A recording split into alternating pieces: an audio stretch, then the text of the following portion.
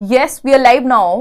Hello friends, this is Himanshi and welcome to let's learn. Discuss करेंगे आज हम Hindi pedagogy को और आपके कुछ प्रैक्टिस सेशंस रहेंगे जो आपको हिंदी पेडागोजी सॉल्व करने में पेपर 1 हो पेपर 2 हो मदद करेंगे। लैंग्वेज 1 हो लैंग्वेज 2 हो, पेडागोजी का सिलेबस एकदम सेम है। तो अगेन वही तरीका, कुछ नए कुछ पुराने जो जरूरी क्वेश्चंस हैं। पुराने मतलब ये नहीं हम 2016 के क्वेश्चंस करेंगे, कुछ क्वेश्चंस जो है हम उस तरह के रखेंगे जो पिछले एटलीस्ट 3 पेपर में, एक तो ये जो अभी हुआ क्योंकि इसमें पैटर्न चेंज हुआ है हिंदी और इंग्लिश का, हल्का सा जो इंग्लिश में पूछा जाता था उसी को ट्रांसलेट करके अब ये हिंदी में भी पूछ लेते हैं। तो जो अगस्त वाला पेपर है उससे पहले क्या आपका जो है ऑनलाइन पेपर है 2 साल के, तो ये प्रीवियस ईयर इतना करना जरूरी है। तो स्टार्ट करते हैं। Language 1 language 2 paper 1 paper 2। सभी को गुड इवनिंग, नमस्कार, राम राम, सत श्री अकाल, अस्सलाम वालेकुम, what do you feel connected with. थोड़ा सा क्या हम आज थोड़े ज़्यादा लेट हैं, इसलिए मैं पहले 30 क्वेश्चंस कराने वाली थी बट अभी हम 15 क्वेश्चंस करेंगे। आप इसको समझें और एक टेस्ट की तरह भी आप ले सकते हैं, क्योंकि ऐसा नहीं है अगर आपने मैराथन वगैरह देखी हुई है या फिर आपने नोट्स पढ़े हैं, है ना, और थोड़ा सा ये क्वेश्चन सॉल्व करने के तरीके पे ज़्यादा अभी निर्भर हैं चीज़ें। ऐसा नहीं है कि बहुत नई चीज़ें इंट्रोड्यूस हो गई हैं, है ना। समझते हैं और फिर कल से 9 बजे मिलेंगे और थोड़े से ज़्यादा सवाल करेंगे। तबीयत भी थोड़ी ढीली है तो आजकल जो गति है काम करने की वो कम हो गई है, समय ज़्यादा लगता है छोटी छोटी चीज़ को करने में। तो वो आप जानते हैं, शाम वाली क्लास में भी आज थोड़ा सा 5-10 मिनट पहले ही छोड़ना पड़ा था। चलिए स्टार्ट करते हैं। पोल आपके सामने आएगा, लाइक शेयर सब्सक्राइब आप कर दीजिएगा। इसके अलावा आपको पीडीएफ मिल रही होगी डेली टेलीग्राम चैनल पर, लेट्स लर्न स्क्वाड। कहीं फेक चैनल से या कहीं भी मत जुड़िएगा, ऐसी जगह जहाँ पे मेरे नाम पे कुछ फेक बेचा जा रहा हो, है ना। इसके अलावा सीटेट के बैच में आप एनरोल हो सकते हैं, वहाँ मैं सीडीपी कंप्लीट आपकी ले रही हूँ, क्लासेस डेली चल रही हैं करियर विल ऐप डाउनलोड करके, ठीक है ना। और बाकी टीचर्स हैं अपने अपने सब्जेक्ट के लिए। फर्स्ट क्वेश्चन से शुरुआत करते हैं। ये हिंदी पेडागोजी है, प्लीज़ ये मत कहिएगा कि इंग्लिश में भी इसको ट्रांसलेट करके क्वेश्चन दिखा दो, क्योंकि फिर ये हिंदी पेडागोजी का फायदा बचेगा नहीं। क्वेश्चन नंबर 1 देखिएगा, शिक्षार्थियों के लिए भाषा शिक्षण अधिगम के लिए कौन सा कक्षाई संसाधन नहीं है, यानी हम ये कह सकते हैं कि कौन सा एक टीचिंग लर्निंग मटेरियल नहीं है, टीचिंग लर्निंग प्रोसेस के लिए क्लासरूम रिसोर्स नहीं है। रिसोर्स भी, हाँ रिसोर्स कह सकते हो आप इसको, हालांकि इनका ये ट्रांसलेशन थोड़ा सा गड़बड़ है इस वाले क्वेश्चन का, लेकिन ये इन्होंने इस बार ही पेपर 2 में पूछा हुआ क्वेश्चन है तो इसको हम इग्नोर नहीं कर सकते, थोड़ा सा हमें आइडिया लेना पड़ेगा, ठीक है जी। तो पोल में आप जवाब दे रहे हैं, 41% लोग बी कह रहे हैं। समझते हैं कहानी क्या है। देखिए, पठन कोने का मतलब होता है रीडिंग कॉर्नर। ये अब आप इस बात को तो गांठ बांध लीजिए कि आपको हिंदी पेडागोजी इंग्लिश में ट्रांसलेट करके समझनी पड़ेगी, क्योंकि ये जो इंग्लिश पेडागोजी के क्वेश्चंस जिस तरह से पूछे जाते थे उसी को ट्रांसलेट मार के हिंदी में दे देते हैं, जो नोटिस कर पा रहे हैं हम लोग पिछले 2 से 3 बार से, 2 बार का ऑनलाइन और इस बार का ऑफलाइन भी। तो रीडिंग कॉर्नर कहते हैं इसको, पठन कोना को। देखिए, रीडिंग कॉर्नर जो है, ऐसा नहीं है कि इसको हम ये नहीं कह सकते कि भैया ये एक टीचिंग का संसाधन नहीं हो सकता, क्लासरूम में एक रीडिंग कॉर्नर बनाया जा सकता है, कोई बहुत बड़ी बात नहीं है। कक्षा पुस्तकालय की अगर हम बात कर रहे हैं तो ऑफकोर्स अगर एक लाइब्रेरी क्रिएट की गई है क्लासरूम में तो वो भी अपने आप में एक रिसोर्स है। जो रीडिंग कॉर्नर है वो भी एक रिसोर्स है ना। कक्षाई प्रक्रियाएं जो हैं वो टीचिंग लर्निंग मटेरियल में हम काउंट नहीं करेंगे, रिसोर्स तो ये भी अगर देखा जाए, लेकिन इनके पूछने का मतलब यहां जो है वो कक्षाई प्रक्रियाएं हैं, मतलब एक एक्टिविटी है, जो क्लासरूम एक्टिविटीज हैं। कक्षाई मतलब क्लासरूम और प्रक्रियाएं मतलब एक्टिविटीज। तो क्लासरूम एक्टिविटीज अपने आप में एक प्रोसेस है, जबकि यहाँ पे बात हमसे मटेरियल की कर रहे थे अगर देखा जाए तो, क्योंकि 3 ऑप्शंस जो हैं वो एक ही जैसे हैं। शब्द दीवार मतलब जो आपका वर्ड क्या कहेंगे उसको, वॉल, जिसपे आपको अलग अलग वर्ड्स मतलब वोकैब में आपको मदद मिलेगी। ऐसा रिसोर्सेज होते हैं ना, दीवारों पे कुछ चिपका हुआ है, ये हुए। तो ये तीनों ही चीजें किसी एक रिसोर्स के बारे में बात कर रहे हैं। रिसोर्स छोड़ दीजिए, मटीरियल के बारे में बात हो रही है, टीचिंग लर्निंग मटेरियल के रूप में जिसको यूज किया जा सके।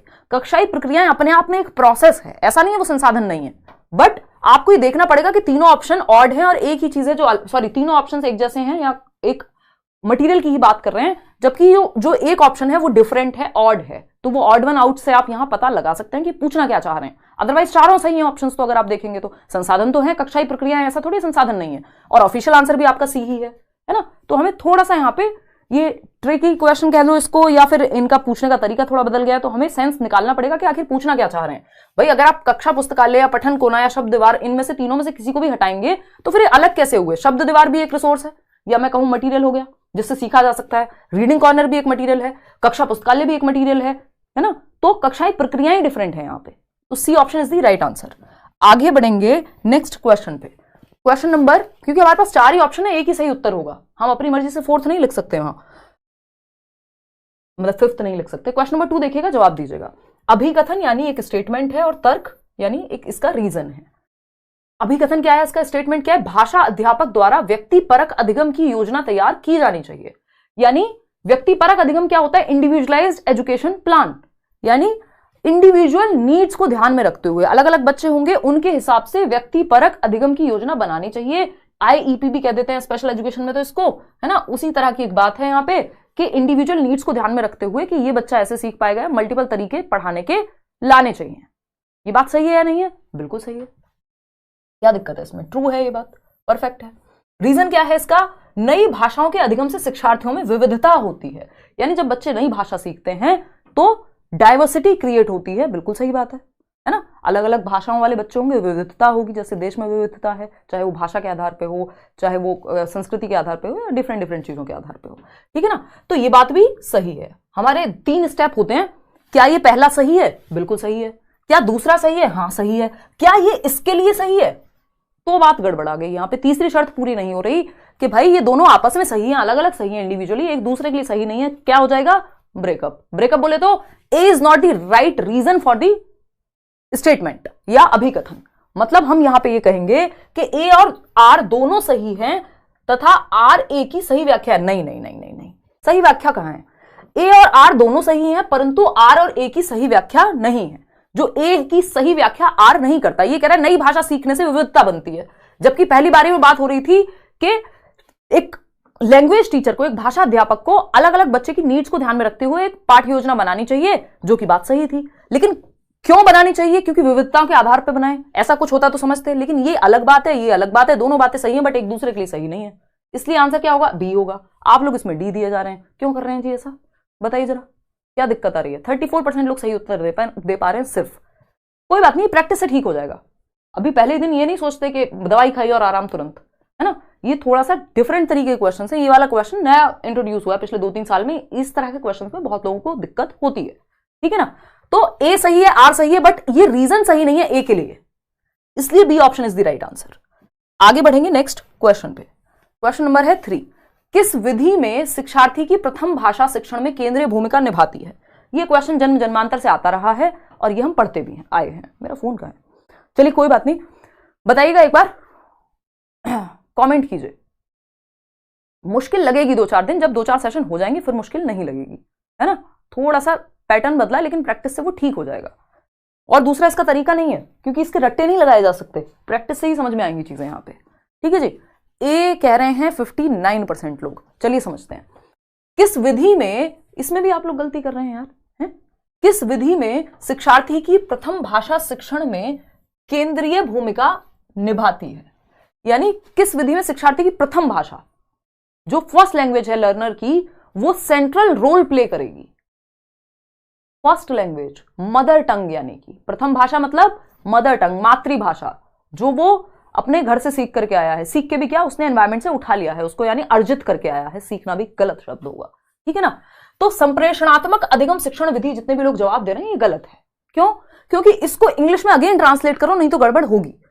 कम्युनिकेशनल लैंग्वेज टीचिंग कहते हैं CLT, और CLT ऐसा नहीं है सिर्फ मदर टंग में ही, जो है यहाँ पे सिर्फ मदर टंग ही सीखी जा सकती है CLT के माध्यम से, बल्कि हम दूसरी भाषा भी सिखाते हैं। इंग्लिश के लिए कम्युनिकेटिव लैंग्वेज टीचिंग का अगर हम इस्तेमाल करेंगे, जिसमें बच्चों को संप्रेषण का मौका मिल रहा होगा। संप्रेषण क्या होता है? डिस्कशन, चर्चा। किस भाषा में? हिंदी में करोगे तो हिंदी सीख जाएंगे, इंग्लिश में करोगे तो इंग्लिश में सीख जाएंगे। ऐसा थोड़ी है कि सिर्फ ये मातृभाषा की बात करता है CLT, समझ पा रहे हो? तो मातृभाषा सेंटर नहीं होती है CLT में, आप इंग्लिश भी सीख सकते हो CLT का यूज करके। CLT बोले तो कम्युनिकेशन लैंग्वेज टीचिंग, यानी संप्रेषणात्मक भाषा शिक्षण विधि के बच्चे, जैसे आपने देखा होगा जो इंग्लिश स्पीकिंग क्लासेस होती हैं, बच्चे इंग्लिश में बात कर रहे हैं, टूटी फूटी जैसी आ रही है, तो वो संप्रेषणात्मक भाषा शिक्षण विधि है एक तरह से। तो जरूरी नहीं है कि वो मातृभाषा को सिखाने के लिए यूज हो। मातृभाषा तो बच्चा घर से सीखाएगा, उसके लिए CLT की क्या जरूरत है? कर उसमें भी सकते हो आप डिस्कशन, लेकिन यहां पे बात हो रही है कि प्रथम भाषा जो है केंद्र में होगी, दूसरी भाषा सिखाते हुए। आपको ये समझना पड़ेगा इनडायरेक्टली। तो इसका जवाब सिर्फ एक बनेगा, वो है व्याकरण अनुवाद विधि, grammar translation method, traditional method या ओल्डेस्ट मेथड इसको कह देते हैं, GT मेथड कह देते हैं, GT रोड वाला नहीं। व्याकरण अनुवाद विधि जो है, जैसे हमने इंग्लिश को सीखा है, अगर आप यूपी बोर्ड से पढ़े हैं या किसी भी स्टेट बोर्ड से पढ़े हैं, तो हम ग्रामर कैसे सीखते हैं? ग्रामर की जो बुक होती है उसके नियम हिंदी में होते हैं, और हम इंग्लिश के नियम पढ़ रहे होते हैं हिंदी में, या ट्रांसलेट करके करते हैं हम, है ना। ट्रांसलेट करके हम इंग्लिश समझ रहे होते हैं। कि अच्छा हमने एक लाइन इंग्लिश में पढ़ी, फिर मैं ट्रांसलेट करती हूँ जैसे हर क्वेश्चन को जनरली सीडीपी क्लास में या बाकी क्लासेस में, तो वो ग्रामर ट्रांसलेशन है, यहां पे मदर टंग सेंटर में होती है। मातृभाषा में हम क्या करते हैं, ट्रांसलेट करते हैं, अनुवाद करते हैं। तो व्याकरण अनुवाद विधि में मदर टंग देखा जाए तो काफी बड़ा रोल प्ले करती है।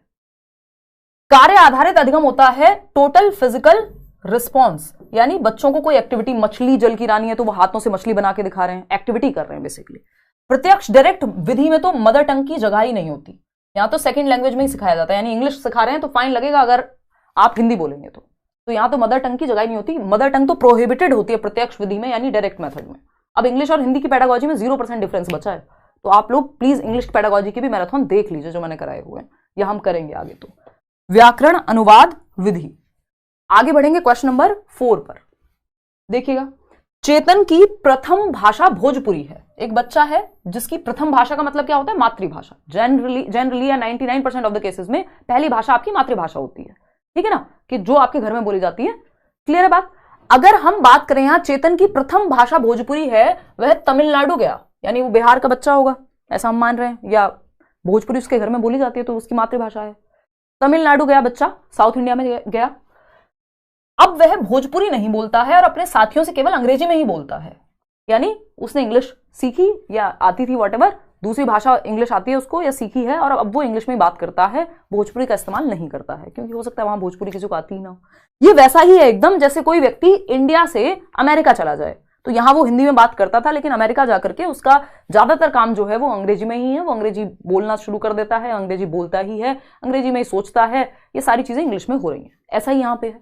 जब नई द्वितीय भाषा प्रथम भाषा का स्थान लेती है तो यह स्थिति किस बात की द्योतक है, यानी जब द्वितीय भाषा जो सेकंड लैंग्वेज है आपकी नई, भाई सेकंड लैंग्वेज बाद में सीखी होगी ना, फर्स्ट के बाद ही सेकंड आएगा, भाषा प्रथम भाषा का स्थान ले लेती है, यानी अब आप अपने मदर टंग में ज्यादा कन्वर्सेशन नहीं कर रहे हैं, ज्यादा संप्रेषण आपका या जो बातचीत है वो आपकी दूसरी भाषा में हो रही है, तो क्या होगा, आप पहली भाषा को धीरे धीरे या तो भूलने लगते हैं या फिर उसका इस्तेमाल कम हो जाता है, उसका प्लेस जो है साइड हो गया कहीं ना कहीं।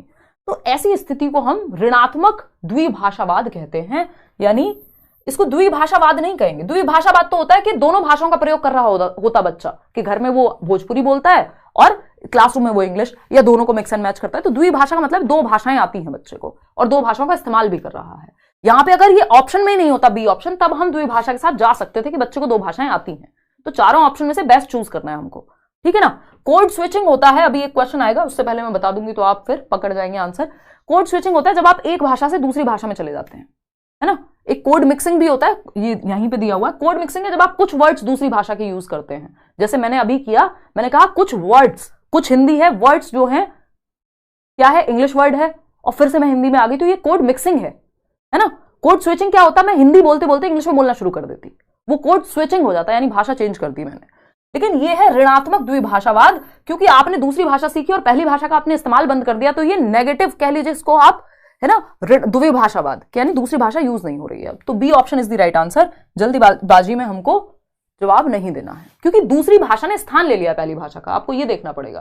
तो अगर 20 साल बाद कोई अमेरिका से आ रहा है तो उसको मुश्किल होती है हिंदी में बात करने में, कई बार मतलब उसको नॉर्मलाइज करना पड़ेगा, 2 दिन लग जाएंगे शायद, ऐसा नहीं है वो भूल जाएगा, ठीक है ना, कि वो फ्लो, नेचुरल फ्लो जो है बच्चे का तमिलनाडु में जाकर के इंग्लिश में बन गया है, जबकि भोजपुरी उसको पहले आती थी। अगर हम बात करें निम्नलिखित में से ऋणात्मक का मतलब माइनस हुई है कोई एक लैंग्वेज, तो ऋणात्मक द्विभाषावाद, यानी दो भाषा उसको आती है लेकिन नेगेटिव हट गई है एक भाषा यूज में से, इसलिए ऋणात्मक द्विभाषावाद ऐसे याद रख सकते हो, ठीक है ना। बढ़िया से लाइक शेयर करते हुए मस्त एकदम खुशी के साथ जवाब देना है, समझना है चीजों को, ताकि एनर्जी बनी रहे, मेरी भी और आपकी भी, है ना। मेरी भी एनर्जी थोड़ी डाउन है आजकल, लेकिन वो बन जाती है आपके साथ डिस्कशन करके। क्वेश्चन नंबर 5 देखिए, निम्नलिखित में से कौन सा पठन पूर्व गतिविधि को समर्थित करता है, यानी समर्थन करता है किसका, पठन पूर्व गतिविधि। पठन पूर्व गतिविधि क्या होता है, जब हम पढ़ने से पहले, यानी बिफोर रीडिंग एक्टिविटी है एक, रीडिंग से प्री रीडिंग एक्टिविटी भी कहते हैं इसको इंग्लिश में, ठीक है ना। इंग्लिश में ट्रांसलेट कर लेंगे तो इजी हो जाएगा, अब आप बच नहीं सकते, क्योंकि इन्होंने ट्रांसलेट करके हिंदी पेडागोजी देने लग गए हैं, ठीक है ना। तो निम्नलिखित में से कौन सा पठन पूर्व गतिविधि को समर्थित करता है, यानी प्री रीडिंग एक्टिविटी को क्या करता है, डिनोट करता है या उसकी तरफ इशारा करता है, कौन सा एक ऑप्शन, यानी जो एक्टिविटी रीडिंग से पहले हो। एक तो होती है प्री रीडिंग एक्टिविटी, दूसरी होती है पोस्ट रीडिंग, और तीसरा होता है ड्यूरिंग रीडिंग, यानी रीडिंग जब चल रही हो। तो प्री रीडिंग यानी पूर्व पठन की बात हो रही है। पोस्ट पठन में हो सकता है आपको कोई अभ्यास कराने को दे दिया जाए, कुछ क्वेश्चंस पूछ लिए जाए आपसे पाठ के बारे में, जो पाठ में आया हो उसके बारे में। तो शिक्षार्थी को कार्य का सारांशीकरण, देखिए सारांशीकरण होता है समराइज करना पोस्ट यानी उत्तर पठन की बात होगी। जब पढ़ लिया है आपने चैप्टर तब तो सारांश बता पाएंगे। मूवी देख के ही तो आप एक स्टोरी बताते हो किसी को, बिना मूवी देखे कहां से सारांश बता दोगे, या बिना कहानी पढ़े कहां से सारांश बताओगे।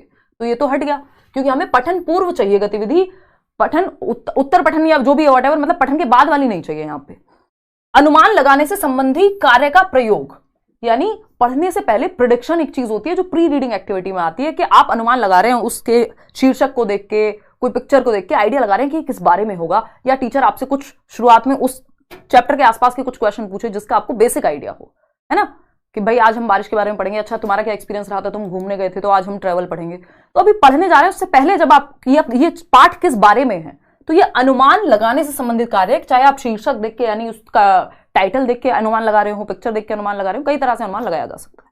तो ये बात सही है।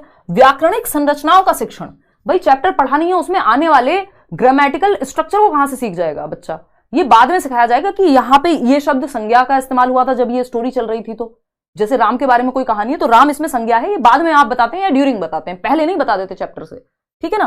तो ये भी गड़बड़ हो गया। भावानुवाद संबंधी कार्यों का प्रयोग, के भाव क्या है किसी बात का, पढ़ के ही तो पता लगेगा।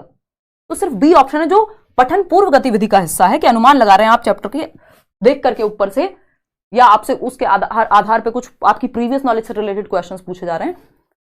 क्वेश्चन नंबर 6 देखिएगा, उपचारात्मक शिक्षण के बारे में कौन सा सही है। ये क्वेश्चन भी हमेशा आता ही है कि उपचारात्मक शिक्षण को हम रेमेडियल टीचिंग कहते हैं, इंग्लिश में हम इसको रेमेडियल टीचिंग कहते हैं, ठीक है जी। क्या होता है रेमेडियल टीचिंग, बताइए एक बार।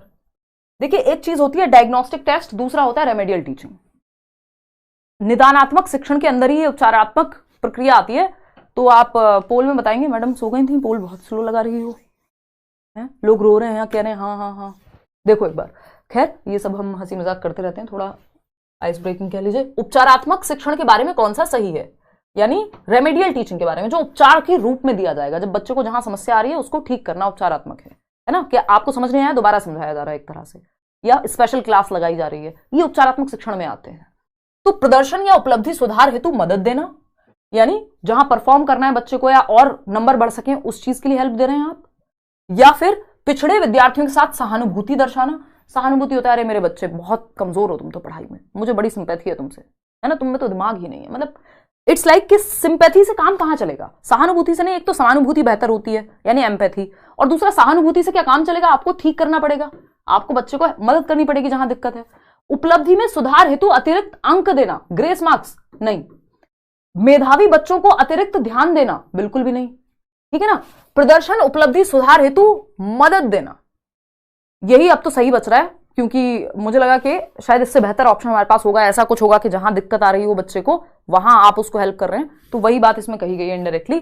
तो प्रदर्शन उपलब्धि सुधार हेतु मदद देना, यानी आगे, ये उस सेंस में कहा गया है कि आगे हेल्प मिले बच्चे को परफॉर्म करने में, या उपलब्धि मतलब जितना वो सीखा है उसमें और मदद मिल सके, यानी उपचार कर रहे हैं आप। तो ए ही ऑप्शन सही बचता है। शुरुआत में तो मुझे लग रहा था कि ये नेगेटिव है, बट ये चारों ऑप्शन आपको पढ़ के ही पता लगता है कि किस बारे में बात हो रही है। तो बाकी के 3 ऑप्शन तो एकदम खराब है। यहाँ पे सहानुभूति देना, अतिरिक्त अंक देना, मेधावी बच्चों का मतलब होता है जो बहुत अच्छा पढ़ रहे हैं, फर्स्ट आते हैं, उन बच्चों पे ध्यान देना नहीं। जबकि उपचारात्मक शिक्षण उनके लिए होता है जनरली जहां जिस बच्चे को दिक्कत आ रही होती है, किसी वजह से पीछे रह गए हैं, है ना, कहीं कहां समस्या है, उसके आधार पर आप रेमेडी दे रहे हैं, दोबारा पढ़ा रहे हैं, स्पेशल क्लास लगा रहे हैं, वॉटेवर, या नए तरीके से पढ़ा रहे हैं, तो ये प्रदर्शन सुधार हेतु मदद दे रहे हैं आप बच्चे को। ए ऑप्शन ही यहां बेटर है। क्वेश्चन नंबर 7 देखिएगा, अगेन आपके फेवरेट टाइप का क्वेश्चन जिसमें आपको डर लगता है, ये डर खत्म हो जाएगा, डोंट वरी। अभिकथन यानी स्टेटमेंट है और इसका रीजन है तर्क। देखना है क्या ये दोनों सही हैं, क्या दोनों एक दूसरे के लिए सही हैं। 3 स्टेप हैं, पहले ए सही है कि नहीं, आर सही है कि नहीं, फिर आर ए का रीजन है कि नहीं। ये 3 स्टेप हैं सिंपल इस तरह के क्वेश्चन को सॉल्व करने के लिए। पहला ऑप्शन क्या है भाई, अभिकथन है या स्टेटमेंट है, अंग्रेजी भारत में एक सह राजकीय भाषा है, यानी जो इंग्लिश लैंग्वेज है वो सह राजकीय भाषा है, यानी एसोसिएट ऑफिशियल लैंग्वेज है। सह का मतलब है एसोसिएट, ये हम इंग्लिश पेडागोजी में पता नहीं कितनी बार कर चुके हैं, मैं हिंदी की मैराथन में भी ये बता चुकी हूँ। एसोसिएट ऑफिशियल लैंग्वेज है, और ऐसा नहीं पूछा हुआ है इस बार का क्वेश्चन, ऑफिशियल लैंग्वेज है, क्योंकि पहले तो हम वो क्वेश्चन करेंगे जो महत्वपूर्ण है।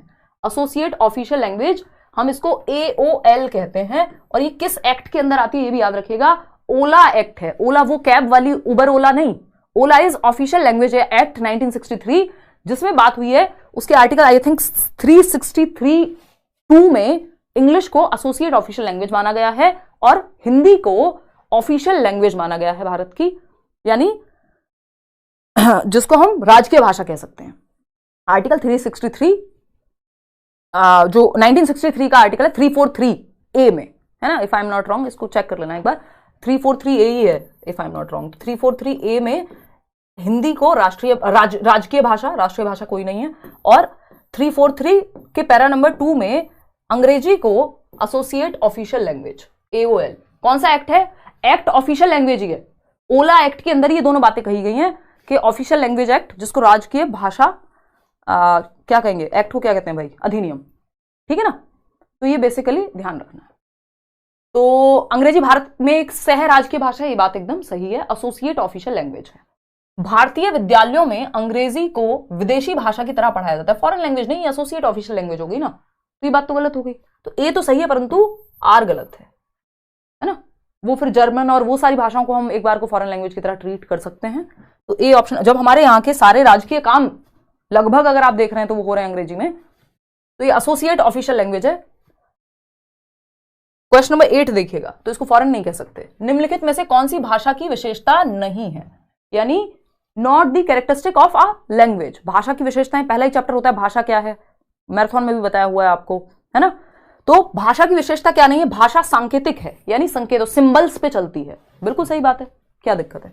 भाषा स्थिर है, भाषा स्थिर नहीं हो सकती, भाषा परिवर्तनशील होती है। हर साल आप देखते हैं कि हम कहते हैं ऑक्सफोर्ड डिक्शनरी से इतने वर्ड हट गए, इतने वर्ड ऐड हो गए, है ना, या पहले शब्द को ये बोला जाता था, आज के समय में हम ये बोलते हैं, है ना। जैसे अगर हम बात करें तो बहुत सारे नए नए शब्द ऐड होते रहते हैं, भाषा के चलन में भी परिवर्तन होता रहता है ना। जैसे हम आज से शायद 20 साल पुरानी आप कोई मूवी उठा के देखिए, 20 तो कम हो जाएगा, 30 साल 35 साल पुरानी कोई मूवी उठा लीजिए पुराने जमाने की, और आज की मूवीज आप उठाइए, तो भाषा में परिवर्तन है। और इसी परिवर्तन को ज्यादा खतरनाक तरीके से दर्शा दिया था, कौन सी मूवी आई थी वो, रामायण के नाम पे मजाक, कौन सी मूवी थी, हाँ, तो जो भी थी जिसपे बड़ा बवाल हुआ था, तो लंका फलाने की, और ये वो जो डायलॉग थे, तो वो हम लोग जिन्होंने बचपन में वो वाली रामायण देखी है, हम सर पकड़ के बैठे थे, भाई साहब क्या चल रहा है, अब हंसे इस पे, रोएं इस पे, क्या करें, है ना, या तो उसको मजाक की तरह ले पाए। आदि पुरुष, एग्जैक्टली, हाँ। तो ये क्या है, भाषा समय के साथ बदल रही है, वो समय के साथ बदलने की कोशिश कर रहे हैं, कोशिश उन्होंने पूरी करी है कि समय के साथ बदल जाएं, है ना। कि आज के जमाने में जो मीम्स चल रहे हैं, जिस तरह से लोग बात करते हैं इंटरनेट पे, वो एकदम डिफरेंट है, आज से 30 साल पहले अलग थी, तो उसमें चेंज ले आए, ठीक है ना। तो वो चेंज कई बार खतरनाक हो जाता है, समाज उसको एक्सेप्ट नहीं करता, ठीक। तो भाषा स्थिर नहीं है, भाषा परिवर्तनशील है, समय के साथ बदलती रहती है।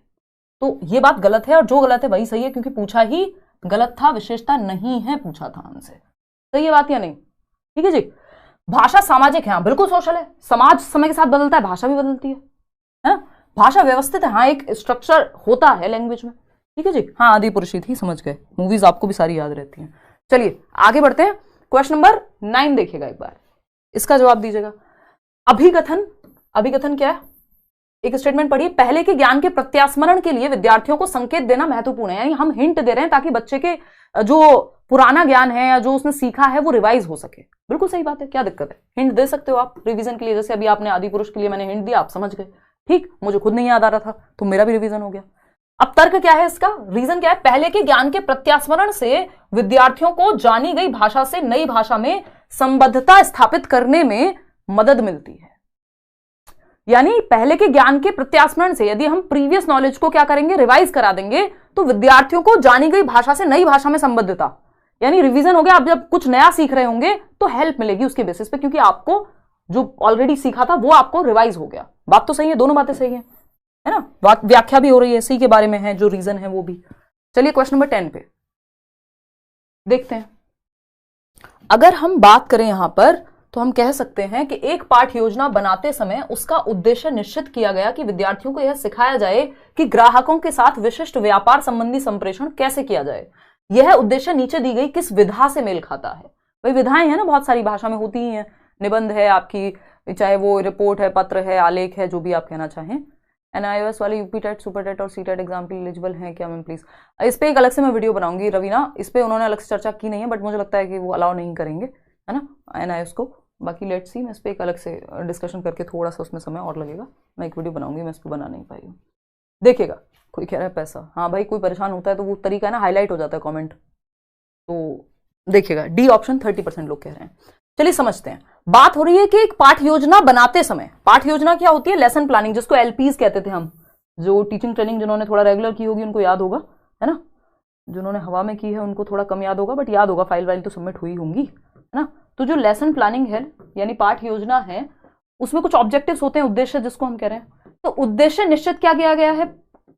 उद्देश्य निश्चित है कि यह सिखाया जाए कि ग्राहकों के साथ विशिष्ट व्यापार संबंधी संप्रेषण कैसे करना है, यानी कस्टमर है उनको क्या, तो पत्र के माध्यम से बात की जाएगी, तो आसान बात है ना, पत्र के माध्यम से ही बात की जाएगी। आलेख तो आर्टिकल हो सकता है और 70 चीजें, वर्णन, रिपोर्ट, तो यहाँ पे क्योंकि बात क्या चल रही है, बातचीत की, संप्रेषण की बात चल रही है, सिर्फ एक तरफा बात नहीं है, तो पत्र एक तरफ से जाएगा उधर से भी आएगा, रिपोर्ट तो एक तरफा हो जाती है बहुत हद तक, या हम उसको उस तरह से यूज नहीं करेंगे जिस तरह से हम यहाँ पे व्यापार की बात हो रही है। रिपोर्ट अलग अलग पर्पस के लिए यूज होती है, चाहे हम आर्टिकल की भी बात करें तो न्यूज़पेपर वगैरह में हम यूज करते हैं, लेकिन यहाँ पे संप्रेषण की बात हो रही है, 2 वे कम्युनिकेशन होगा, तो पत्र भेज सकते हैं, पत्र सामने से आएगा। वो होता नहीं था, आपको याद हो तो, कि हम पत्र लिखना सीखते थे कि इतनी प्रतियां भिजवा दीजिएगा, है ना, इस किताब की, तो वो सामने से रिप्लाई आएगा, फिर हम पत्र लेखन में यही पढ़ते हैं ना।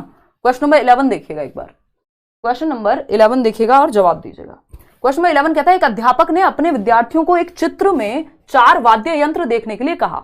अब वो वीणा हो सकता है, गिटार हो सकता है, कुछ और हो सकता है, पियानो हो सकता है ना, हारमोनियम हो सकता है। तो ये क्या 4 वाद्य यंत्र हैं, इंस्ट्रूमेंट्स हैं म्यूजिक के, जो देखने को कहा है फोटो में।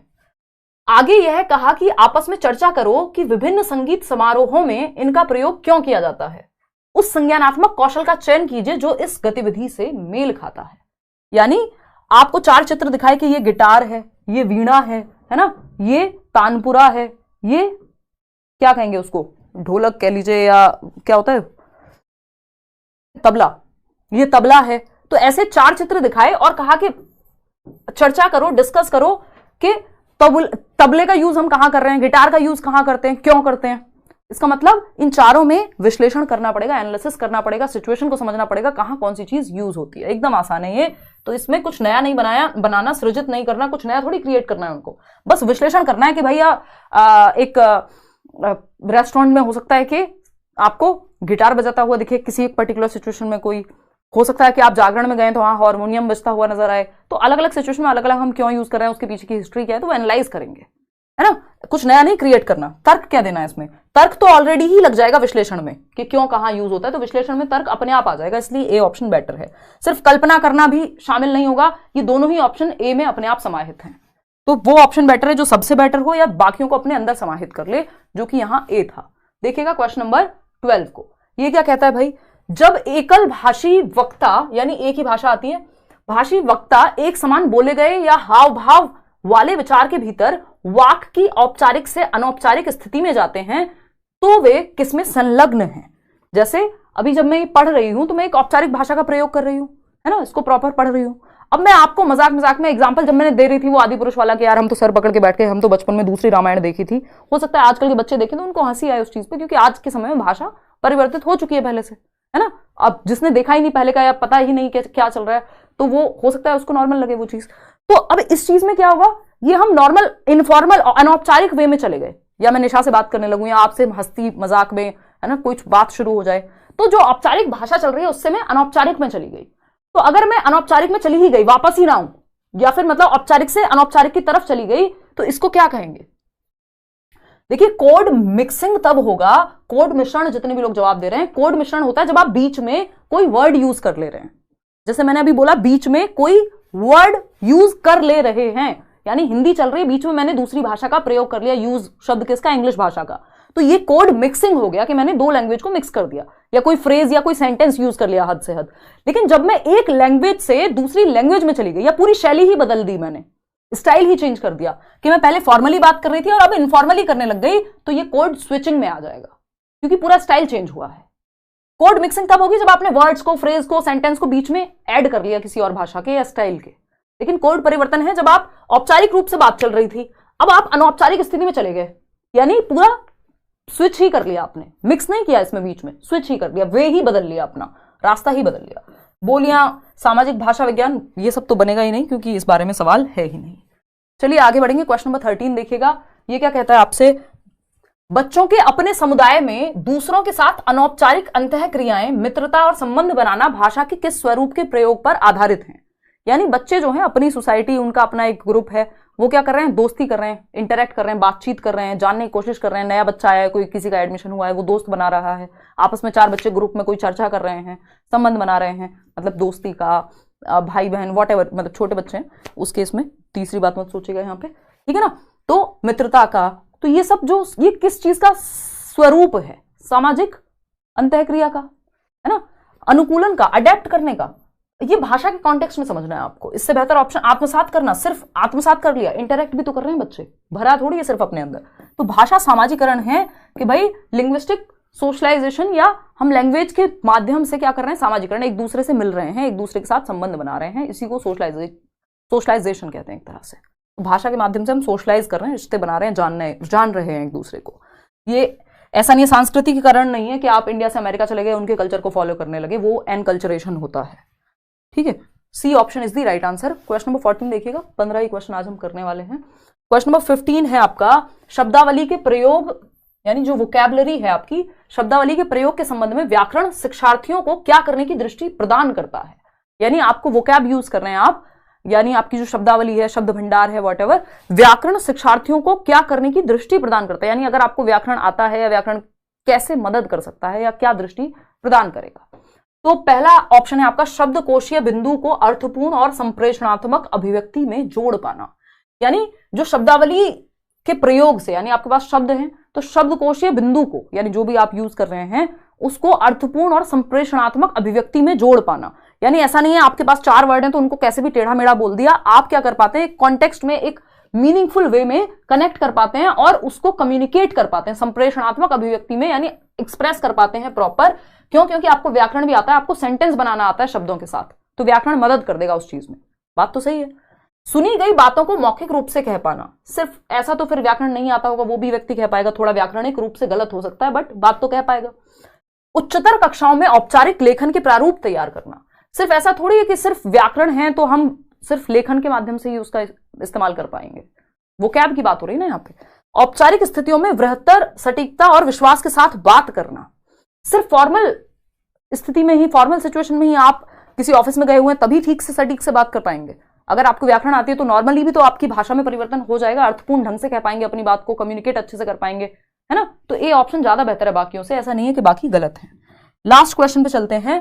क्वेश्चन नंबर 15 देखिएगा, एक अध्यापक ने कक्षा 6 के विद्यार्थी को कैप्शन यानी शीर्षकों के साथ एक फिल्म दिखाई। आप भी फिल्म देखते होंगे भाई, अंग्रेजी मूवी अगर आप देख रहे हैं, कोई इंग्लिश मूवी देख रहे हैं, तो आप कैप्शन ऑन कर लेते हैं जनरली, क्योंकि इतने बड़े अंग्रेज तो हम हुए नहीं, या हो भी गए हैं तो पता नहीं, कई बार आपको लगता है कोई वर्ड मान लीजिए समझ नहीं आया। कुछ मूवीज हो सकता है कि ठीक है, एक टाइम के बाद इंसान कंफर्टेबल हो जाता है कि यार बिना कैप्शन के आप देख सकते हैं। शुरुआत सब ऐसे ही करते हैं कि कैप्शन के साथ, कैप्शन होते हैं वो जो सबटाइटल आते हैं आपके नीचे लिखे हुए, कैप्शन के साथ आप देखना शुरू करते हैं, और एक टाइम के बाद ऐसा हो सकता है कि आप बिना कैप्शन के देख रहे हो और कोई वर्ड आपको समझ ना आया हो तो आप कैप्शन ऑन करते हैं, मैं तो करती हूँ ऐसा, और वो वर्ड समझने का प्रयास करते हैं कि भाई ये एग्जैक्टली कहा क्या था। हो सकता है सुन के ना समझाओ, पढ़ के समझ जाए, तो एक तो ये कॉम्प्रीहेंशन में, समझ में थोड़ी हेल्प मिल जाती है इस चीज से, कैप्शन से या सबटाइटल से अगर मैं कहूं तो। यूट्यूब पे भी अवेलेबल होते हैं बहुत बार। यह फिल्म पाठ्य पुस्तक के एक अध्याय पर आधारित थी, यानी जो बच्चे ने कोई चैप्टर पढ़ा था क्लास में उस पे ही एक मूवी बनी हुई थी, वो भी कैप्शन के साथ दिखाई गई। कैप्शन के साथ दिखाई जा रही फिल्म किस बात के लिए प्रोत्साहित करेगी, किस चीज के लिए ये प्रोत्साहित करेगी, एनकरेज करेगी बच्चे को? श्रवण युक्तियां, इसको कहते हैं लिसनिंग टेक्निक्स, यानी एक तो जो उसने पाठ में पढ़ा उसको अब वो सुन पा रहा है ध्यान से, तो ये श्रवण युक्तियां हैं। सक्रिय रूप से देखना, एक तो वो ज्यादा एक्टिवली देखेगा क्योंकि आपका ध्यान सुनने पे और नीचे पढ़ने पे होगा, तो ज्यादा आपका ध्यान वहां है। विद्यार्थियों को भाषा की प्रामाणिक सामग्री का प्रयोग करने के लिए प्रोत्साहित करना, कि आप, जैसे हमें याद है जब हम लिटरेचर में पढ़ते थे तो हमें पहली नॉवल शुरुआत में फर्स्ट ईयर में पढ़ाई जाती है प्राइड एंड प्रेजुडिस, है ना, और जेन ऑस्टन की नॉवल है, इतना टाइम हो गया मुझे याद ही नहीं आ रहा था राइटर। तो अगर हम बात करें तो जनरली हम वो पढ़ते हैं, तो हमारे प्रोफेसर कह देते थे कि एक काम करो, पढ़ लेना, ना मन करे तो मूवी भी देख लेना एक बार को, उस पर बहुत सारी मूवीज बनी हुई है, पुरानी है एक अच्छी सी। तो ये क्या हुआ, जब आपने नॉवल पढ़ ली और अब आप मूवी देख रहे हैं उसी नॉवल पे बनी हुई, या ऐसे आपने कोई चैप्टर पढ़ा और उस चैप्टर के ऊपर आप कोई मूवी देख रहे हैं जिसमें कैप्शंस भी ऑन है, तो क्या होगा, आप ज्यादा एक्टिव होंगे, है ना, ज्यादा क्लैरिटी आपको आ पाएगी। सक्रिय रूप से देख रहे हैं, और ये क्या एक लिसनिंग टेक्निक भी है कि आप सुन के संवाद को समझ पा रहे हैं अच्छे से, तो आपके लिसनिंग स्किल भी यहां बेहतर हो रहा है, बोलना भी बेहतर होगा क्योंकि सुन के बोलना भी बेहतर होता है, और भाषा की प्रामाणिक सामग्री का प्रयोग करने के लिए प्रोत्साहित कर रहे हैं कि भाई जो आप पढ़ रहे हैं वो सिर्फ पढ़ने में नहीं है, वो एक आपको एक ऑथेंटिक टास्क या एक ऑथेंटिक मटेरियल भी दे दिया उससे संबंधित जो बना हुआ है, ठीक है ना। सक्रिय रूप से देखना और सुनना वो सब इसमें अपने आप आ जाएंगे। विद्यार्थियों को प्रोत्साहित कर रहे हैं फिल्म देखने के लिए, यहां पे फिल्म देखना मुख्य उद्देश्य नहीं है, उसके साथ सीखना मुख्य उद्देश्य था। मौखिक संकेतों द्वारा श्रवण युक्तियां, पात्रों के अभिनय की सराहना और समीक्षा लिखना, ये थोड़ा ज्यादा हो जाएगा छठी क्लास के लिए कि अब आप समीक्षा भी लिख रहे हैं, क्रिटिकली एनालाइज कर रहे हैं कि कौन सा पात्र कैसा था, सही था कि गलत था, क्यों था, इसके पीछे का क्या उद्देश्य था, वो बड़ी क्लासेस के लिए हो जाता है। तो A option is the right answer over here. Out of 15 कितने क्वेश्चंस आपके ठीक हुए वो आप बताएंगे कमेंट्स में। इसका पीडीएफ विद आंसर्स आपको टेलीग्राम चैनल पे मिल जाएगा, डिस्क्रिप्शन बॉक्स में लिंक है, किसी भी फेक चैनल से प्लीज मत जुड़िएगा। इसके अलावा अगर हम बात करें सीटेट के बैच में आप अभी भी एनरोल हो सकते हैं, समय आपके पास है अभी, चाहे आप यूट्यूब से भी तैयारी कर रहे हैं, ये मत सोचिए अब 1 महीना बचा तैयारी कर पाएंगे या नहीं कर पाएंगे। अगर आप अच्छे से मेहनत कर पा रहे हैं तो दिक्कत नहीं होनी चाहिए, इतना समय है सीटेट के लिए, अगर तरीके से पढ़ा जाए तो काम बन जाएगा। आउट ऑफ 15 कितने क्वेश्चंस आपके ठीक हुए हैं आज वो आप कमेंट्स में बताएंगे। कोई आपका डाउट हो तो वो भी आप पूछ लेंगे। बात रही मेरे कोई कह रहा था अभी जल्दी आ जाए कीजिए, हाँ आज इससे पहले भी एक सेशन था और उससे पहले भी मेरी क्लास थी बैच में, तो और थोड़ा सा एनर्जी लो और ऊपर नीचे चलती रहती है, तो थोड़ा मैं स्लो भी काम कर पा रही हूँ। बाकी कल से 9 बजे आएंगे, वो यूट्यूब पे एक एक्स्ट्रा सेशन था यूपी में जो वो शिक्षा सेवा आयोग बना है उसको लेकर के, आपने ना देखा हो तो देख लीजिएगा। और अभी टेंशन मत लो, 2-4 सेशन हिंदी के होने दो, इससे पहले एक और सेशन मैंने लिया था। संडे वार्ता यार कुछ टाइम बात करूंगी, थोड़ी तबीयत सही हो जाए, मैं कोशिश करती हूँ हर हफ्ते के इस हफ्ते करूँ कि इस हफ्ते करूँ, है ना। आप सारी रात पढ़ाएं तो भी मैं सारी रात पढ़ लूँ, बहुत बढ़िया जी। Papa's princess 11 out of 15, 7 out of 15, 10 out of 15, हाँ 9 लास्ट रखिए मैम। हाँ मुझे पता है थोड़ा सर्दियों का मौसम है और लेट हो जाती है हमारी क्लास थोड़ी, बहुत सारे लोगों को सोना होता है, सुबह जाना होता है, ठीक है ना, कोई दिक्कत नहीं है। एक बार इसमें हम 9 बजे ही शुरू करेंगे कल से। चलिए टेक केयर, बाय बाय। कितना आपका स्कोर रहा वो बताइएगा और थोड़ा सा पेशेंस रखिए, 2-4 क्लास होंगी, मैं अलग से कोशिश करूंगी एक मैराथन भी ले लूँ हिंदी की पेपर से पहले, जिससे कि जो भी नई चीज़ें इस बार पूछते, जैसे कोड मिक्सिंग, कोड स्विचिंग पहले भी आता था बट अब ज़्यादा आने लगा है ना। चलिए टेक केयर, कल मिलते हैं।